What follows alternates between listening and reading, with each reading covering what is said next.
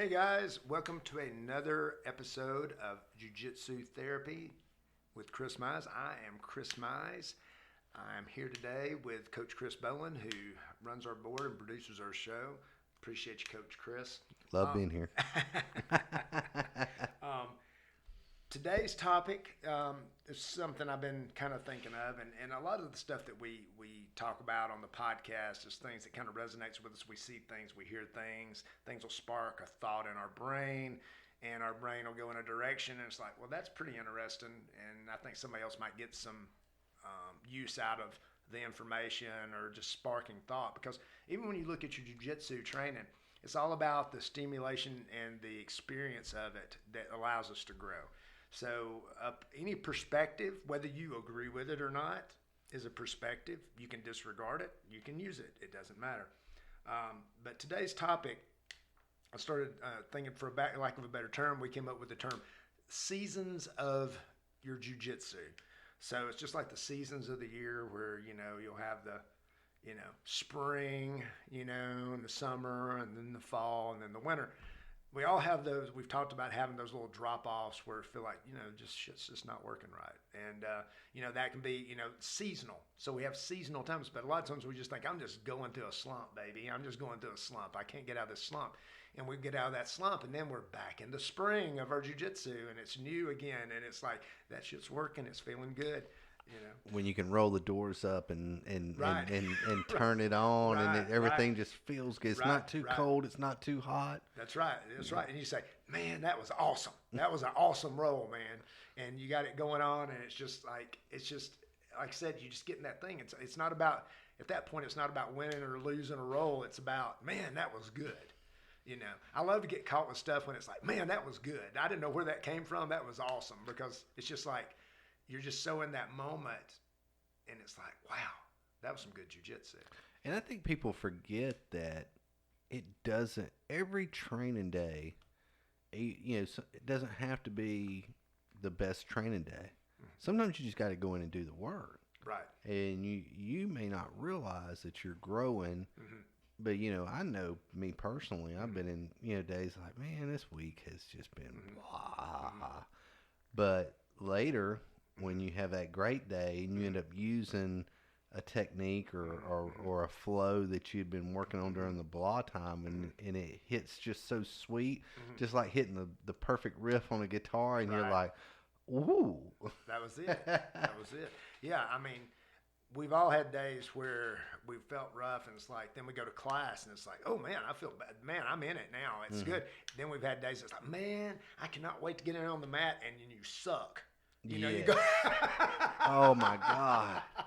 It's like, man, I'm going to go in there, and this is what I'm going to do. I know what I'm going to do. I'm going to go in there, and this is how it's going to be. You go in there, and you can't tie your belt right. I mean, it's just one of those days. So I'm glad you brought that up, because I have driven to train with other people at different gyms and stuff, and I go over there, I'm like, just fucking feeling great. I'm fixing to show these guys what's up. Mm-hmm. And you get in there, it's like, man, I've been fighting off a prison rate for the last hour and a half. These guys are killing me. Right. And then sometimes, and then the next time you go back, it's the opposite. Yeah, it's the opposite. Yeah. A lot of times it's about so many expectations. It's one of those jiu-jitsu, as is in life, managed expectations. Yeah. You have to be able to do and to think, it may be someday. I won't go into this. It's something we say every time we get together, but one of the thoughts and I think the thing that sparked all this in my brain, I was telling Coach Chris about it, was John Jocks had a quote, and it was, I'm paraphrasing, so, Forgive us, Sean. Yes, please forgive, but it's the gist of it's important. He said, the more jiu-jitsu I learn, the less jiu-jitsu I use. And I know you can say, how does that apply to the seasons of jiu-jitsu?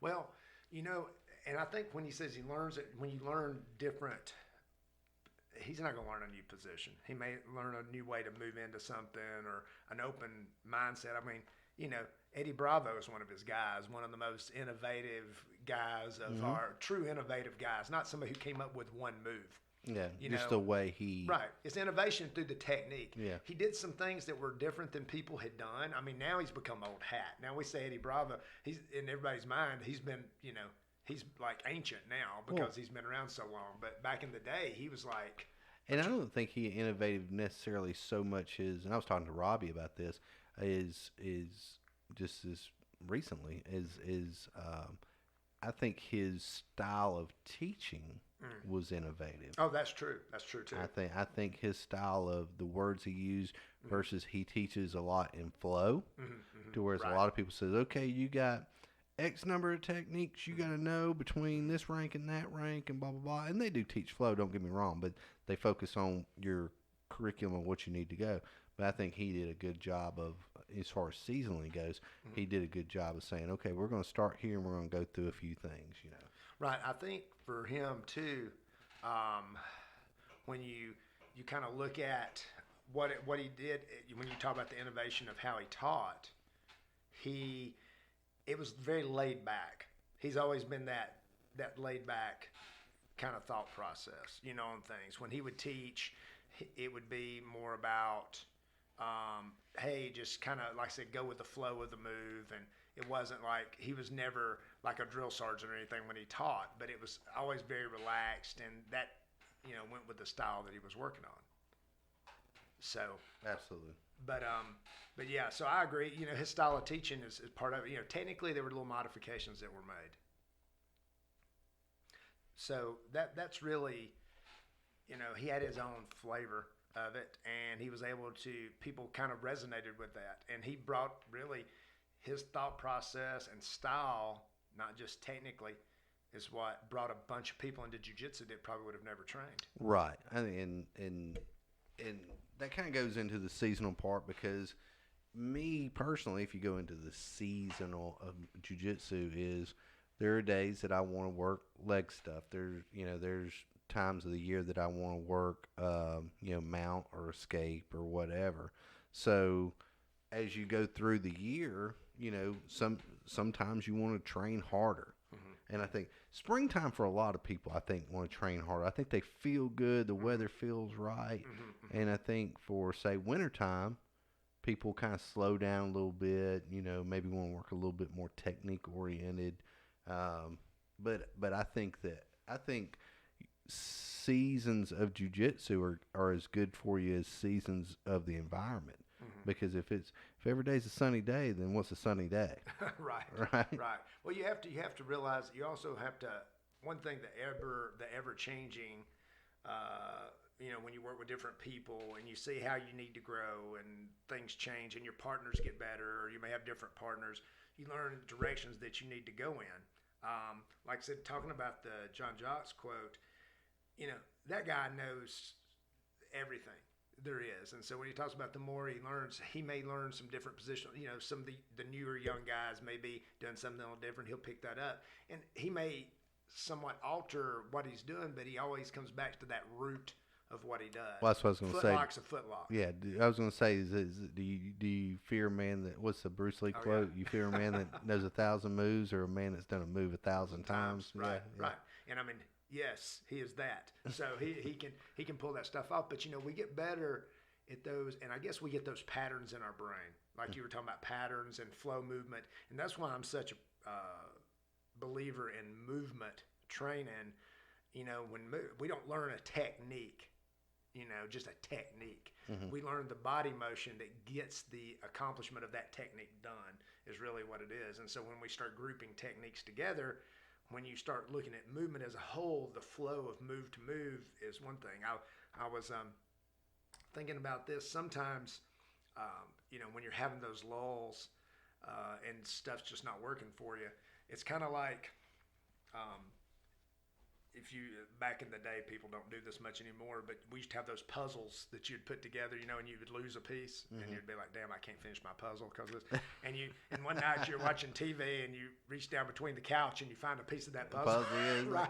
And then you're like, oh man, now I can finish this puzzle.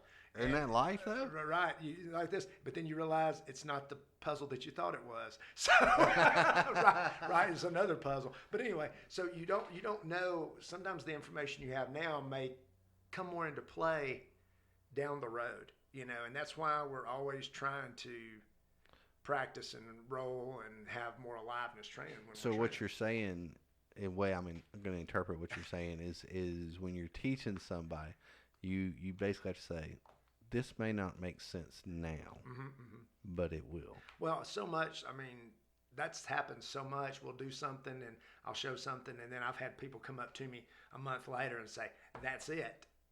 That's it. Now it's like, oh, now they can assimilate that information so much better now because we talked about it a month ago or did something a month ago. And it's like, we've already started incorporating, oh, I see where it goes. Because you can't answer every single possible question at that given moment. Sometimes it has to evolve. Oh, absolutely. What you're doing. Well, our need for our quick, I think that's where a lot of us get into in everyday life is we want that quick satisfaction. So if you show me a move, I want to be able to pull that damn move off now. Well, it doesn't necessarily work that way. I gotta cultivate it like a crop. Right. Know? Oh yeah. Well, the experience of jiu-jitsu is the experience of jiu-jitsu. The only thing that gets you good at doing jiu-jitsu is doing more jiu-jitsu, and that's why people have that withdrawal when you can't do it. But Roy Marsh, who's a Hoist Gracie black belt, he has a school in Germany, I believe. He was talking about he was rolling with a guy, and the guy he was rolling with, their school really thought that you had to stand up in somebody's guard to pass. So they were standing passing school. That was really the whole school was based around, that's what they taught. This is the way we do it. Right. So you don't try to pass on, from your knees. Yeah. You got to stand up. And I mean, that's a school of thought. I mean, it's a competition-based thing. You stand up, pop the guard, and then, whatever. Well, he knew that. And so what he did was, and so really, guys, so when you go to stand up in somebody's guard, if you're not controlling their sleeve when you stand up, you're putting yourself at great risk for having bad things happen. Yes, so what he did was he hid his arms the whole time. So the guy couldn't control an arm, and then he couldn't stand up, and he was able to tilt his hips, do whatever. The guy could never stand. The guy could never do anything. That's awesome. So when you think about it, that's it. You can't there's not just one thing. And so the practice of jiu-jitsu allows you to figure out those problems. Say, oh, there's more than one way to skin a cat, but it's very similar. And so that's the reverse of what we were talking about, the John Jocks quote. But you can still do a very basic stuff and make it work, but you have to know how to plug it in. And that's the thing. Another technique may not be the answer, but refinement of a certain technique. And this is my thought that came in. Coach Eric told me this, and I'm sure one of his teachers told him. So when you start out training, it's like a punch is a punch. And then after you train a while, you start learning all the different kinds of punches. And it's like, oh, so a punch isn't just a punch. There's 15 different kinds of straight hooks, uppercuts, different, all these angles that you do. Overhands. Right. Whatever. And then over time, a punch, you're not thinking about it, so it's just a punch again. Yeah. And then, so you go through these seasons of life where your perspective on stuff just changes. So, the basic scissor sweep, all of a sudden down the road, 6 years into the game, a scissor sweep, you may do 20 variations of a scissor sweep to make that happen, whether you're doing a sleeve control, collar and sleeve, double arms, sit-up sweep to scissor sweep. I mean, it's all a scissor sweep. Yeah. So I think that's where you're kind of coming from that. The goal is to try to get as good at the foundational movement and here we go, movement again, the movement of jiu-jitsu. It's not even though we tend to say, and again, like we did on our previous podcast, when you're just teaching techniques, it's a grab bag. Yeah, techniques. Absolutely. It's a buffet, right? And you may not want to eat everything at the buffet. That's right. I'm gonna take a little arm bar here, a little heel hook there. Right. You just because everything is on the buffet, you may not want to eat everything on the buffet. So, and the different styles, you may not want to fight from your back every time, or any. I mean, just whatever. If you can turn them over, that's what you want to do. Well, Prime. Oh God, why is my brain just quit? I can't think of his name. Blonde-headed guy in California. One of the first American black belts. I can't think of. Oh, Chris Howder. Yeah, Chris Howder. I don't know why I would think. Mine, That's Chris, right. Chris, and Chris. Okay, Right. you know, Too many Chris's. Right? yeah, too many Chris. His point of view, you hear him saying, so, be on top. That's his perspective. That's right. And if you don't end up top, figure out how to get back on top. He likes being on top. Right. And then you have people that be on bottom. Bottom is powerful. Right. Use your leverage. Use your advantage of your leverage from bottom. You got some people that are half guard guys, top and bottom. So yeah, it's all perspective. Yeah, people will argue if they get into this thing. It's all a personal preference issue, guys. I mean, the reason I think the way I do about certain things may not, you may think differently, and then over time we may think more alike, and then whatever. But everybody kind of has something that they kind of relate to, and that's the thing. So that's why it's your own thing. But the deal is, we're always going to have that up and down of our training. We need to think of it as a seasonal thing because we're going to come in and out of that season. So just don't let yourself get, discouraged from that. And hopefully by the time after you've been in it for eight or more years, you understand that enough to where you're still going to do it, and then you're going to be able to take that with you. You've got to learn to adapt, and it's part of that adaptation process. And we adapt through, I hate to say hardship, stimulation. Right? I'm going to use that. Right. Through stimulation. It doesn't have to. You don't have to think of it like hardship. It's the reality of life, folks. I'm going to steal that. Y'all hear first. I'm stealing it. We got. That's how we grow. We don't. If you're winning every time, guess what? It's hard to take that step forward to say, I need to improve this. Absolutely. But when you start being challenged, or and even almost getting beat doesn't give you the same stimuli as getting beat. Absolutely. You're like, I must have been still good enough. Right. But when you get that handed to you, right, then you're like, okay, I need to reevaluate what just happened. And I think that's a good grower. Right. It's always and at the end of the day, in closing, we'll say this: at the end of the day, jiu-jitsu is a journey of self-discovery. Somebody said something the other day, and they said, "Do you have your gun with you?" And I said, "No, but I carry jiu-jitsu with me wherever I go." So yeah. So if I've got a bathing suit on, I've still got my jiu-jitsu with me. That is fact. Right. So, it's just, we just carry it with us, and it involves, everything we do, that we always got that backpack of jiu-jitsu with us to help us navigate it and deal with it. But guys, thank you for tuning in. Please subscribe to us on YouTube. We're working on getting some other formats and stuff. Please, recommend us to a friend, a coworker, something like that, just to kind of get people listening, if you will. Even if they are not into jiu-jitsu, right? This is, to interrupt. It's sort of like jiu-jitsu. We always talk about jiu-jitsu is something that we take into our everyday life, right? And we apply the learning stresses and different things in our everyday thing, how to handle people, when typically you might be more explosive with them, or you might be shorter tempered, whereas, when after you've done jiu-jitsu, you start thinking, I've been under way more stress than this, and you start handling different people, even if they don't like jiu-jitsu or maybe can't physically do jiu-jitsu or whatever. There's a lot of good information that Coach Chris is putting out here, and they should be able. That's why it's called therapy at the end of the show. I mean, it's a lot of things that you can apply to multiple things. I had some kids that I train. One of the moms said, actually it was a grandmother. She said, I listened to your podcast, and I was like, oh shit. I'm telling you, if you're listening right now, I said, oh God, was it one with Michael on it? No. And she said, I didn't understand it. And she said, I'm starting to get it. She said, I understand it and how it makes sense to me now, but I didn't understand, she thought it was like, when she signed the kids up, it was like Taekwondo or something else, but she said, I see it. But I think one thing when you tune in to, like I said, Jiu-Jitsu Therapy or Chris's Furlough podcast, one thing you're going to get from us guys is you're going to get honesty. Mm-hmm. And I think that people feel that through the thing. We're just giving you the best we got. It may not be worth anything to you, but by God, we're going to give it to There you. you go. Right? So just know that you're going to get that when you tune in to us. Agree or disagree. Right. And I mean, that's cool. We understand that. We've been around this long enough. We don't care. We ain't going to dislike you because you don't agree with us. Hell, this man right across from me will argue with a rock. I've seen him do it.